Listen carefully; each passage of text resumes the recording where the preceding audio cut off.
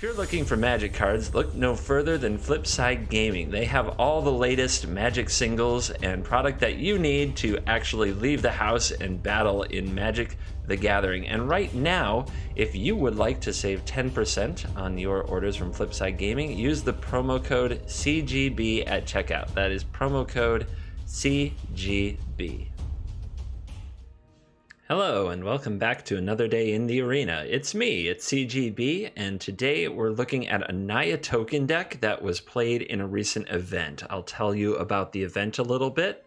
We'll talk about the deck. We'll check it out for best 2 out of 3 format. Then we'll talk about adapting it to a best of 1 format and play some games there. Also some changes that I would make to the deck. But before we get into me butchering a masterpiece with my own preferences, we should look at the original build. So there was an event. It was a TwitchRivals Magic Arena tournament with 35 or maybe it was 45. Some amount of Twitch streamers were invited. I was not invited. Salty, but whatever. Some of the streamers that I know were invited, and I was really excited that MuffinPastryPie and AnnaMae were invited, and Semulin. Semulin is credited with the design of the deck, and Semulin did some testing with Muffin and AnnaMae, and they also picked up the deck, and they all did reasonably well in the tournament. AnnaMae was 3-3, Muffin was 4-2 and missed top 8 by tiny little percentage points, getting 9th place, and Semulin made the top 4. So every other deck, with the possible exception of Aliantrazi's Chromatic Black deck, if you haven't seen that, was pretty stock. You know, Jeskai Control, Golgari, a lot of the same stuff. Mono Blue ended up taking the whole thing down, the good old Mistcloaked Herald deck. But this deck was pretty new, and it's a take on green-white tokens that adds pretty much red for 1 card, Heroic Reinforcements. Let's think about that for a moment. There were already white decks that would play all mono white, but then they would splash red for 1 card, Heroic Reinforcements. And they only had about 8 sources, sometimes even 7 sources of red in their whole deck. So why can't the Selesnya tokens green-white deck splash some red for Heroic Reinforcements? This deck has 9 sources of red in the main, with the Sacred Foundries, Clifftop Retreats, and Rootbound Crags. It does open the door to some awkward starts, with lands entering the battlefield tapped if you draw too many Rootbound Crags, Clifftop Retreats, and Sunpetal Groves. But other than that, the mana is very similar to the green-white tokens deck. And now you get to run your March of the Multitudes, your Tristanis, your Saproling Migrations, and Heroic Reinforcements. So that is the main take on the deck. After watching Muffin, for the most part, Muffin is one of my favorite up-and-coming streamers, and I'll put a link in the video description so you can check her out, along with links to Semulin and AnnaMae, who I certainly enjoy watching. But Muffin's one of my favorites. I think that she's very good at talking through plays and very good at playing well, especially considering the amount of time that she's been streaming. I'm always impressed. So I would encourage you to check her out. She does late night streams compared to me, who I do early day streams. So we're on at different times. Maybe you'll be able to watch her play more than me. All right, here's what we've got over here in the sideboard. Tocatli Honor Guard is obviously there for the Golgari matchup. Baffling End was also sideboarded in for Golgari very often, likely because of Wild Growth Walker. I like the Ajani adversaries of Tyrants, and I feel like they should come in the Golgari matchup as well, along with Tocatli, to bring back Tocatli and keep it on the battlefield. Also, this is great threat diversification against Control. Ixalan's Binding, of course, comes in against Control. Try to nab that to Fairy. Settle the Wreckage against decks that will attack you. I saw this in the Golgari matchup. Then Shalai, definitely against Control to shut down Settle the Wreckage. And Banefire, Control, just burn them out. I saw this get used many times in crucial moments. So let's go out and play some best of 3 games, and then we'll come back and talk about a best of 1 version and some changes I'm trying out to the deck. So our hand lacks a green source, but there's a lot more green sources in the deck than red ones, and so I I'm going to put my faith in drawing a green source since we're on the play and have 2 Adanto Vanguards. If we're against a control deck, that might be good enough to win the game all on their own. So we will give this a try and see how it goes. And at least if we draw Heroic Reinforcements, we know that we can cast it. Steam Events. It might be control, it might be Drakes. Either way, bring forth the Vanguard.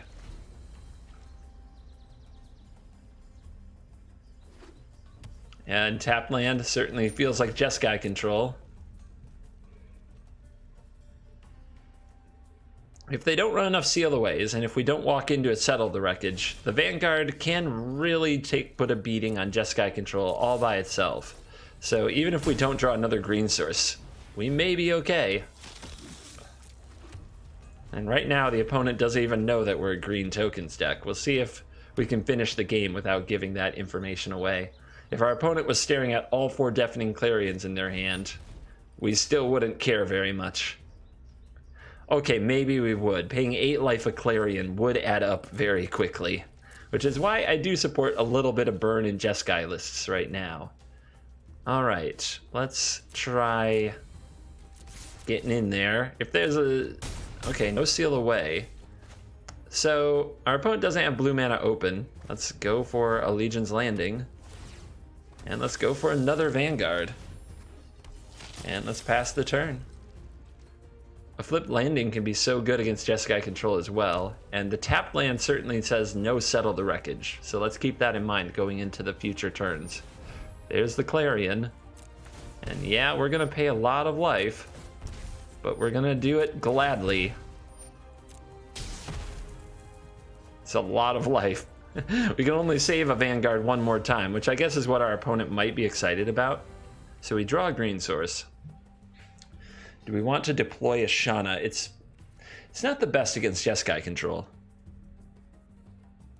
We're going to put our opponent on 2. I think we just want to make our Legion's Landing tokens and do nothing else on the board. So yeah, let's go. The lifelink also will be very helpful. Opponent down to 2. If they Clarion again, we save 1 Vanguard. There's a Memorial to Genius. I sense some greed. Our opponent shows the Chemist's Insight. Perhaps I shouldn't have played the Temple Garden, just to give away our Naya-ness.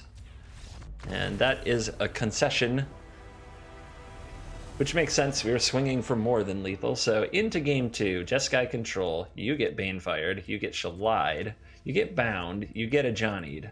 But you don't get all these removal spells. So we don't want to be too reactive. So as good as Conclave Tribunal is, we're going to pull out some of them. We're going to pull out the Shannas. We didn't see Seal Away, but we saw Deafening Clarion, which is very good against Shanna. Shanna, not the best against Jeskai. They can't target it with Teferi, which is nice, but the sweepers are still going to get it. So I like pulling it out in this matchup, whereas Legion's Landing is very clutch, and cards like Saproling Migration that can transform it are very clutch.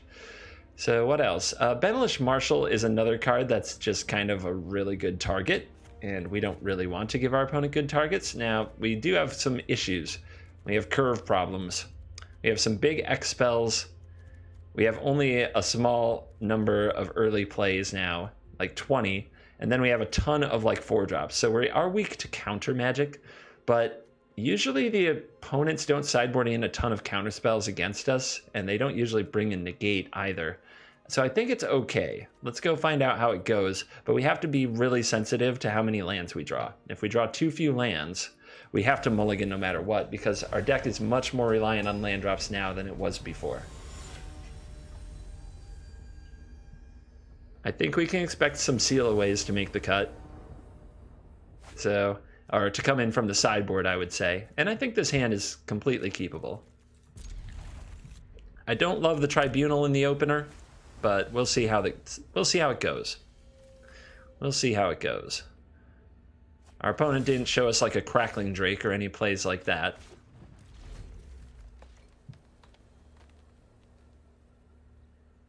And with all these 4-drops, we're going to be walking into a lot of counter spells, so let's make sure that there's pressure on the board in the meantime. I'm very glad to draw the Vanguard, and we'll lead with that first as it does attack for more damage, as well as playing around Deafening Clarion.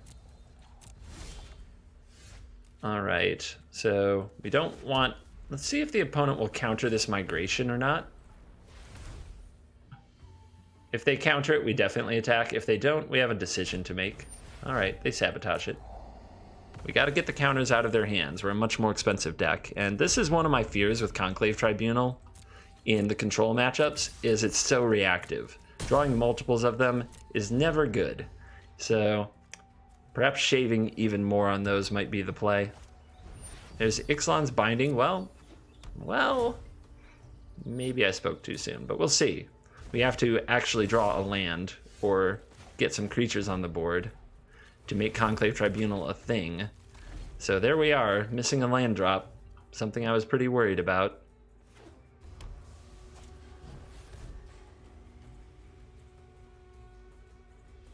Our opponent doesn't have double blue open, and we haven't seen Ionize. We've only seen Sabotage and Counterspell land. Let's see what happens here.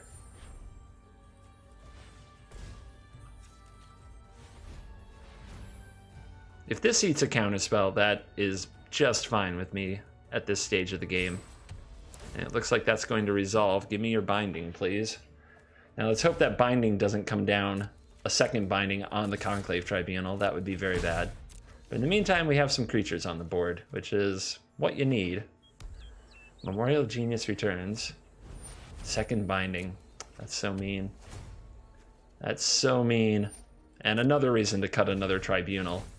If our opponent's going to go this heavy on Ixalan's Binding, that's really bad. And we still can't draw the land.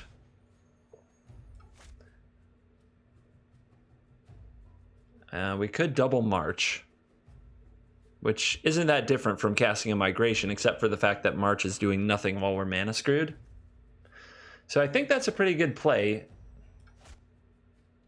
Do we do it while our opponent's tapped out? No, let's wait till end step. If it eats a counter, again, that's fine. We have more things to eat counter spells. And here we go for it. And if it doesn't get countered, then at least we get a hit in before a sweeper.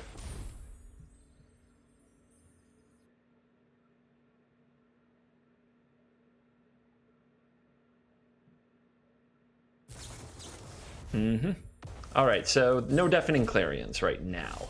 Not right now, at least.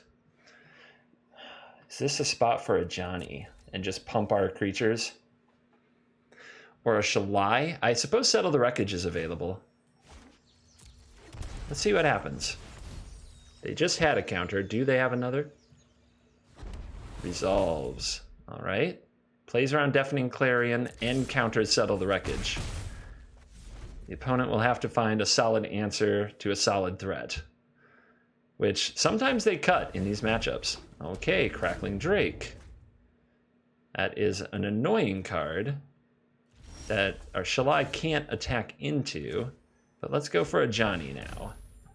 Did our opponent draw another counter? They didn't have it last turn. Okay. No friend of mine. The opponent thinks this is nice. I don't know if this is nice. I don't know if we want to try to attack through the Drake when we have an Ajani to protect. I think we say no attacks. And just see if we can complete a staring match for a while.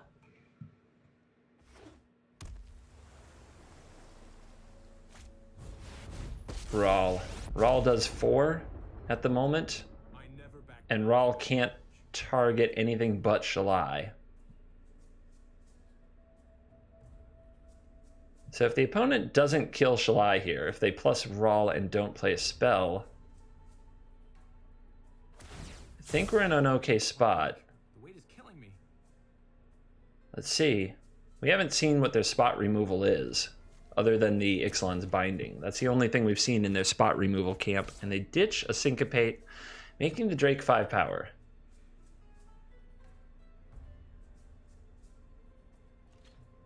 If they attack Ajani, we let Ajani die so that we can counterattack the Rawl. All right, no blocks. Cease this. Easy choice.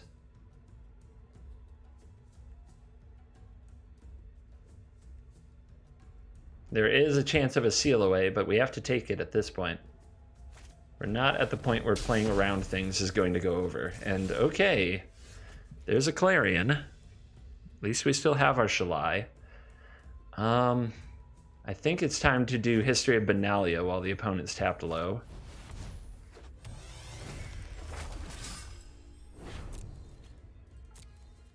Get those threats recurring and try to pressure this Rawl, but this is going to get really bad.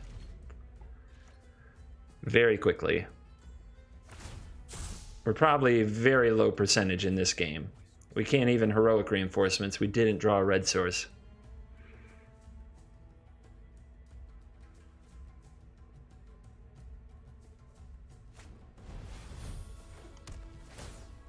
Okay, sealed away.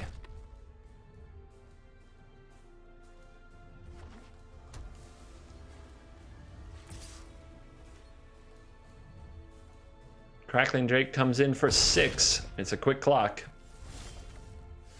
And a land off the top. Bit too late. Let's go after Rawl.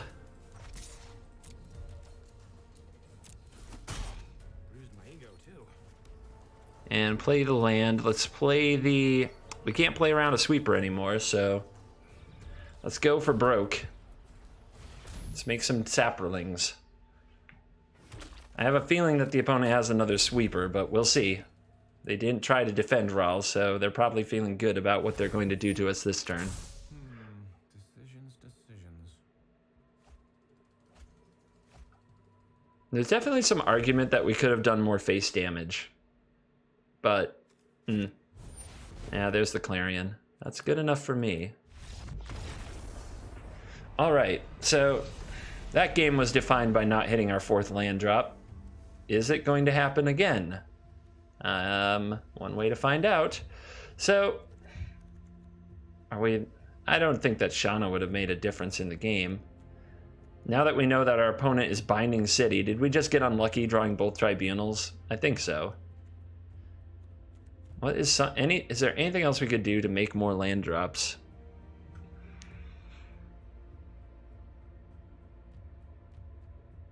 I also showed Rawl. Maybe we actually need more tribunals in this case. So we're on the play. We want to be very, very aggressive. I wonder if Tristani is too expensive for this game, but it feels like such a great threat. All right. I'm going to try bringing the major threats back in. I'm going to take out all the reactive cards except for the binding. I'm going to take out some March of the Multitudes for being a bit slow. The Banefire kind of takes that spot. And...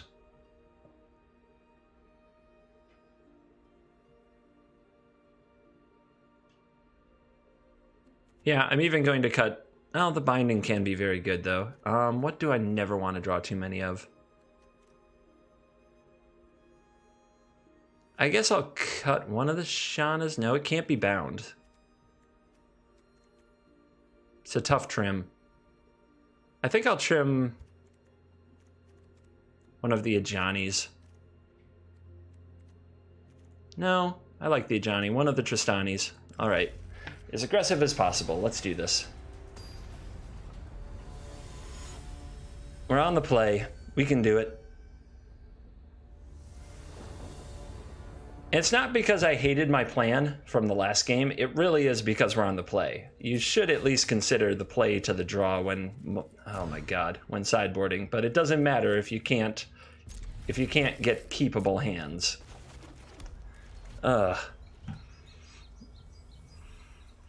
So here's the tap lands coming back to bite us.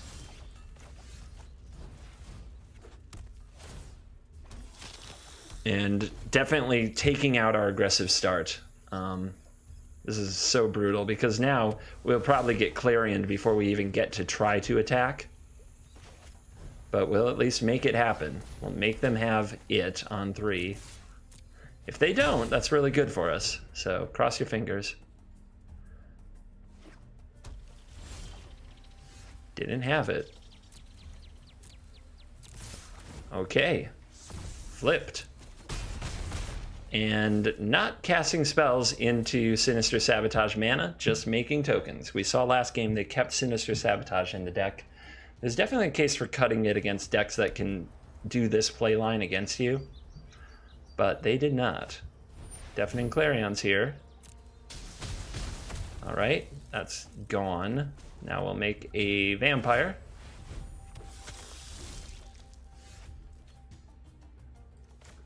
Let's rebuild the board. I don't believe they have second Clarion, but let's find out. Create 2 Dorks and Benalia.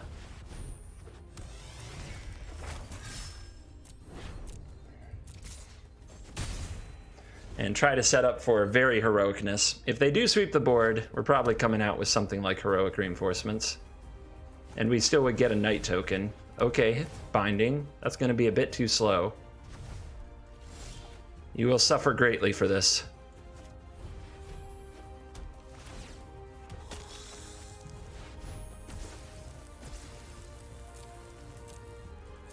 Hiya!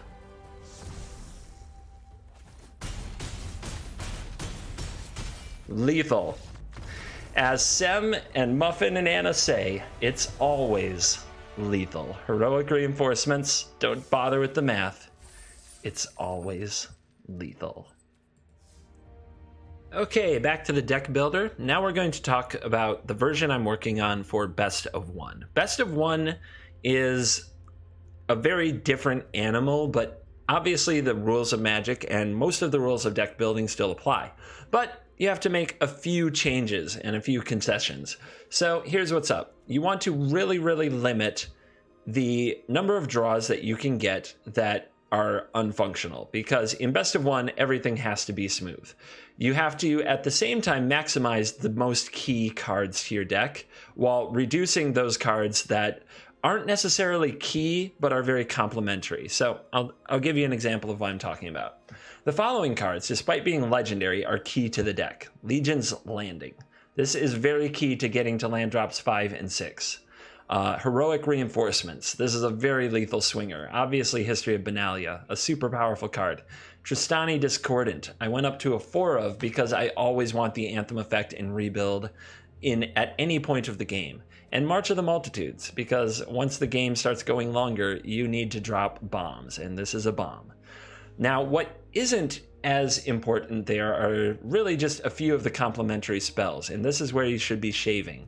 Amara, the Soul of the Accord, wasn't in the original version at all, but I went down to only 2 Shannas because I never want to draw more than 1 and get in trouble because I'm holding an extra. And I went up to 2 Amaras. That way we still have a turn to play, but they can complement each other.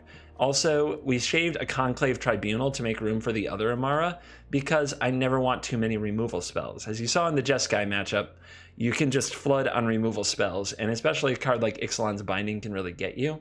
So 3 is a number where you're not the same. You're slightly less likely to draw 1, but you're much less likely to draw 2. So that's why 3 of on the Conclave Tribunal. Quite often you can win the game against a variety of decks without removing their threats at all. Finally, I wanted 2 things. I wanted more untapped lands. I wanted basically mana-based consistency, and I wanted more anthems. You might think I have enough anthems with Heroic Reinforcements and Tristani, but I saw this deck be in so many positions, and I found it myself in so many positions where an anthem was crucial. Plus, I wanted smoother mana, and my only 1-drop is Legion's Landing. Therefore, I thought it would be nice if I could get more basics into the deck, which we did. Add Flower Flourish, which is another 1-drop with Legion's Landing to smooth out the mana. But it's also a late game anthem when you draw it late. So that's what we went with. We trimmed back on Sunpetal Grove since Flower has a very similar effect. And we trimmed back on the forests. We raised the plains count to increase the chance of a turn 1 landing. And our green spells only cost single green. So we only need 1 forest on the battlefield at a time. I ran 2 just in case. There might be spots where you need to double spell, where you want to play a Saproling Migration and an Amara in a turn. So we have 2. And then, of course, Temple Garden and Sacred Foundry make the cut. They're pain lands. But then we also reduced our number of check lands quite a bit. Sunpetal Grove, Crag, and Retreat got trimmed quite a bit back. We still have 8 red sources, which is a little bit less than the 9 that were there before, but I'm trusting it to still be able to cast heroic reinforcements when we need to. We'll see. It is too bad that Flower cannot fetch a red source, but I've been okay with it so far. Let's go play some games. We are here on ranked, where I'm currently somewhere in gold. I can't really tell from this. We do go first. We have double Benalia and Adanto. If we draw any land, the hand is great. 2 conclaves, I've mentioned, is not really where I like to be, but I will try this hand. As far as not having a green source, we also have no green cards, so it's all a coin flip from here. Will we draw green cards off the top, or will we draw some kind of land? Will the land be green to let us play green cards we might draw? It's all a mystery, but I'll gamble it on the play with a Vanguard and 2 histories, because if we draw any land, I feel like it can get there. The opponent, they're tanking a bit more.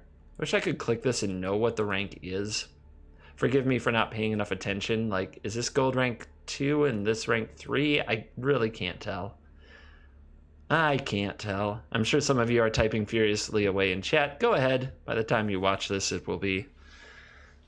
and by the time I read your comment, it will be old news anyway. But I appreciate all of you trying to help me with comments in chat. You're very good at it. Our opponent, after long tanking, decided to keep the hand. And we're starting with a Llanowar Elf. Well, I would predict that to be an easier keep than it seemed. Let's do our best impression of a Boros deck here. And here comes the Vanguard. Let's see what you can do. If it's a Wild Growth Walker, we might be really happy we have this. We could also Conclave the Elf, but I think that's a bit much. Would you like me to pay 4 life to kill your elf? Because I'll do it. It looks like we're up against good old Golgari. The main thing to think about is the Finality Sweeper on 6 mana. We're a little ways away from it, but it is the big problem in the matchup. I can't believe the opponent's considering this. It's more likely they're posting something on Reddit or collaring their kid, handcuffing their kid to a table or something so they don't do anything stupid during this game. And pass turn. And let's start the night beats. We're going to need them. It's going to be all about these knights. Ferox. Okay. That's a very big creature. So this might be more of a stompy black-green, which is interesting. We can pay 2 mana and Tribunal it. Is that the right play? Our knights are getting bigger next turn. We definitely want them to connect. It's taking off our whole turn to deal with the Ferox. I don't love that. We can also get our forest. We'll definitely start there. It's great that Flower can swing both ways. A plains can get a forest can get a plains. But yeah, I think I've got to move you because I don't want my Benalia turn completely blanked by this Nullhide Ferox being too big. And pass. It's a sad way to spend a turn though for a deck trying to stay aggressive.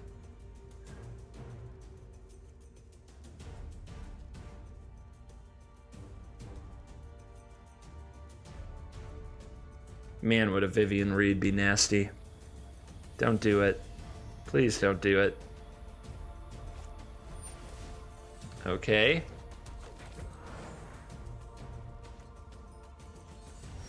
Okay. Wow, look at that draw. Let's get dangerous. When there's trouble, you call DW. And for those of you who don't know, my initials, my name is Daniel Wagner, so my initials are DW. So Darkwing Duck cartoon references are very much in my wheelhouse. And as you see, no blocks from the elves. Heroic reinforcements, lethal. You have to wonder, did the opponent do the math?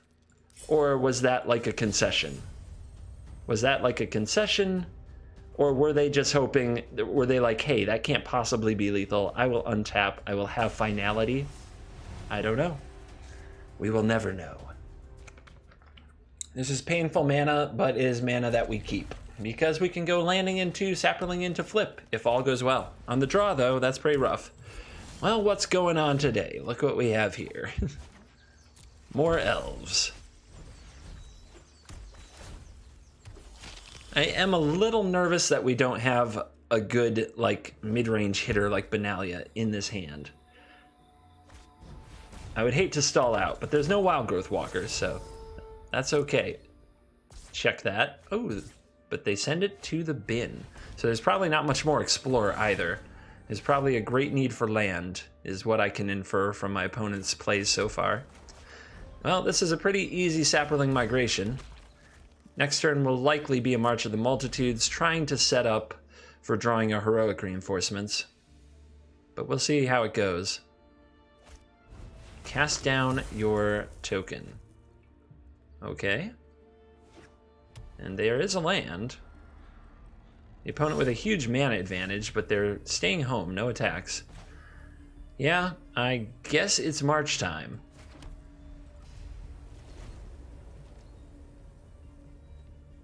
March into Tristani, maybe? Here comes Carney T. I mean, that's a problem. See what the opponent wants to do with this Squire. Okay, they're getting busy. I'm not blocking the Squire.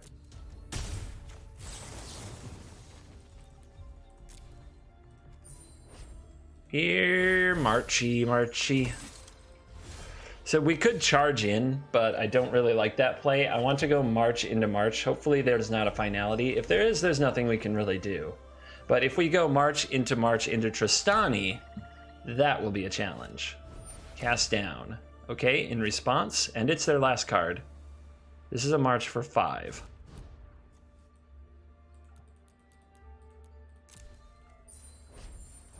We do it in response because if the creature dies, it takes 1 off of our March. So that's the joys of instant speed convoke. Don't let a creature die when your plan is to March of the Multitudes unless you have a really good reason. The opponent's coming at us. 7, 8, 9, 10, 11. I'm taking it because on the way back, I can probably lethal them. This is so much damage. This is 6, 7, 8, double it, 16.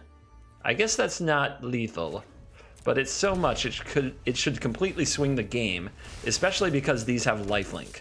So all of our life is going to come back to us. Now, do we Conclave Tribunal? I might Conclave Tribunal an elf here if they had 6 mana, not 7 available, because that would take them off a top-decked finality, but here I don't think it makes sense. So I'll end the turn. And please don't draw finality. Or if you do, please let me draw Heroic Reinforcements. And that's it.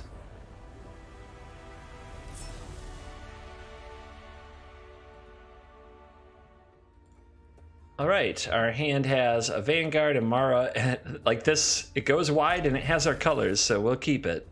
Don't love being on the draw, but we'll see. We'll just have to see what happens. So, I like keeping the Foundry secret. And I'm going to lead on one of my lands that is they call them shock lands. So I like keeping the Foundry secret. It's really nice to play it with a Heroic Reinforcement so the opponent doesn't get to play around the Heroic Reinforcements. Blue-white. Okay. So what's best to resolve against blue-white? Obviously Vanguard is decent, but if they're Jeskai, it's good. If they're blue-white, they have lots of exile effects for this. I could play around Syncopate with the Legion's Landing. The opponent has 1 mana open. If next turn they have 2 mana open, though, I can't play around Syncopate again, so we may as well get it done. Amara resolving could be very good. That doesn't play around Essence Scatter or Syncopate, but you really can't play around everything right now. There's just too much variety out there, so I will try for Amara, and it looks like that resolves. Which is great. If they don't deal with it, it makes little tokens. And it looks like the opponent's now holding up counter magic. So let's see if they do anything when I attack with Amara. Too easy. So I actually want the Legion's Landing more to resolve more than anything else. So we're going to play out a bait spell here. We'll play the land first in case there's a syncopate, make them pay more. But I think they might... Okay. They didn't care about that at all. I could be walking into a Clarion, but I think it's worth the risk. I think it's worth the risk. At least we'd still have a Vanguard. Okay. Not even Settle mana. This is either a very bad draw for the opponent, or we are getting wamboozled somehow. But I'm going to try it.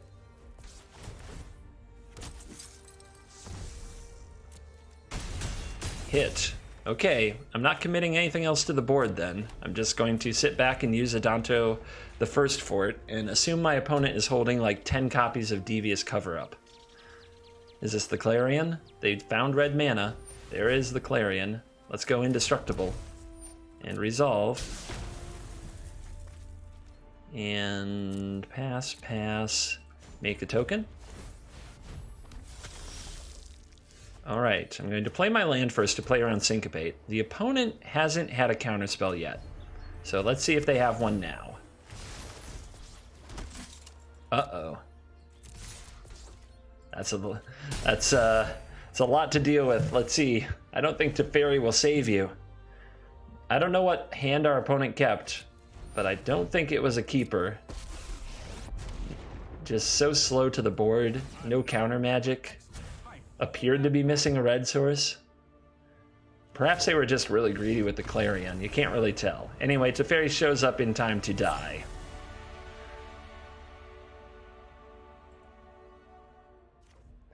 On the draw, missing a green source. Legion's landing into Vanguard, though, and potentially into Benalia. With a Tribunal, I can't turn it away. Looks like our opponent also understands the value of cheap white threats. I'm sure they'd rather have a landing, though. If that's their turn one, they best have a Vanguard. Oh, a Dauntless. Okay. They either just drew that, or they always play it for indestructibility. I have a trouble doing that on the play. Let's play a Vanguard. Do I want to use... I don't think I want to attack with my token until it can flip. Although if I'm trading it with a Bodyguard, that's fine, right? Yeah. It's either that or I gain a free life. So, I like free life. Free life's good. We might need it. Our opponent's going to be playing a very explosive deck, and they're a turn ahead of us. Another Snubhorn. Oh, there's a Tribunal. Tribunal taking the Vanguard, I'm sure. Yep. Can't save it. Can't save it from exile. There's a green source. Excellent. I'm actually going to play it now because if I draw another green source off the top, I can play both of these on the same turn and not get bottlenecked on mana.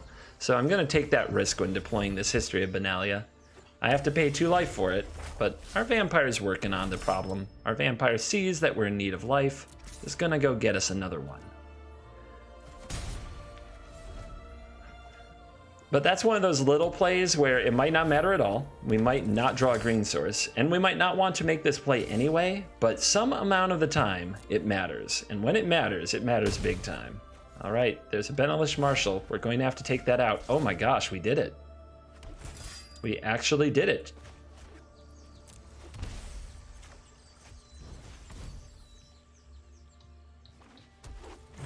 And this makes for the most explosive possible turn. This is such a big deal. So the Knights can't right now attack through the Snubhorns anyway. So actually I should leave Shanna open as the largest threat.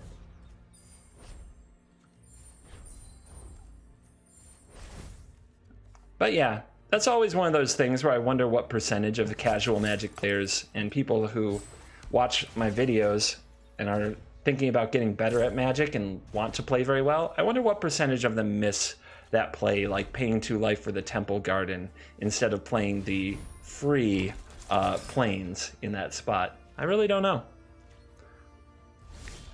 All right, whoa. March is here. Oh my goodness. I don't want to waste my night turn, so these should attack. I think Shanna should attack with them to flip the landing. And then we can march if any of them are about to die. What do you protect?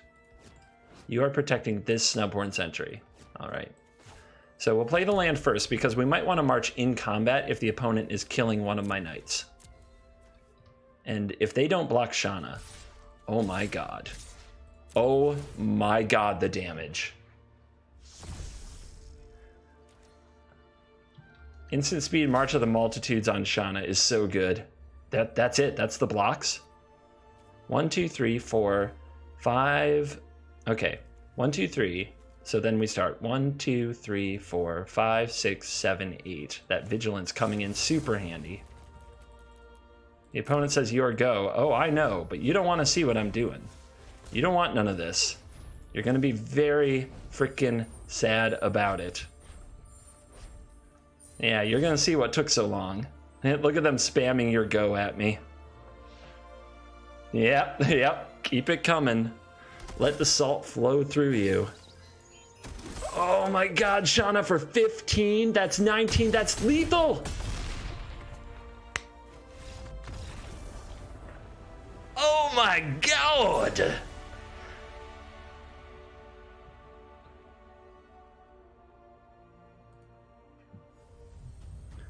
I hope you enjoyed this video. I enjoyed so many things about this video. So go give Naya tokens a try. You have to invest a little bit in the mana base, but if you choose the best of one version that I ran, it's not that bad. And you have to pick up a few mythics in Tristani and March, but maybe you're already a tokens player. Adding heroic reinforcements isn't too hard. I also hope you'll check out the creator of the deck, Semulin, as well as AnnaMae and MuffinPastryPie. Congratulations to all of them for their good competitive play in the TwitchRivals event. Thank you very much for watching, and as always, I will see you in the next video. My YouTube channel is proudly supported by HauntedFlower.com, shipping officially licensed apparel anywhere in the world, and now featuring Magic the Gathering apparel and accessories. If you use the promo code CGB at your checkout, you can save 10% on any order. That's the promo code CGB at checkout on HauntedFlower.com. That's HauntedFlower.com.